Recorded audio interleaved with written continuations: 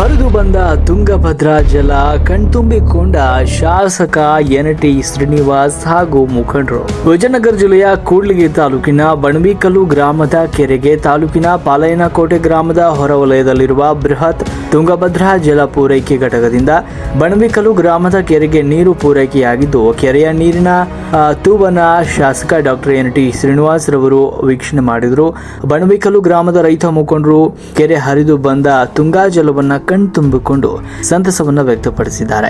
ಕೆರೆಗೆ ನೀರು ಒದಗಿಸಿದ ಶಾಸಕ ಡಾಕ್ಟರ್ ಎನ್.ಟಿ. ಶ್ರೀನಿವಾಸ್ ರವರಿಗೆ ಅಭಿನಂದನೆಗಳನ್ನ ಈ ಸಂದರ್ಭದಲ್ಲಿ ಮುಖಂಡರು ತಿಳಿಸಿದ್ದಾರೆ. ತುಂಗಭದ್ರಾ ಜಲ ಪೂರೈಕೆ ಘಟಕದ ಅಧಿಕಾರಿಗಳು ಈ ಸಂದರ್ಭದಲ್ಲಿ ಉಪಸ್ಥಿತರಿದ್ದರು. ವರದಿ ವಿಜಯ ಋಷಭೇಂದ್ರ, ಕೂಡ್ಲಿಗಿ.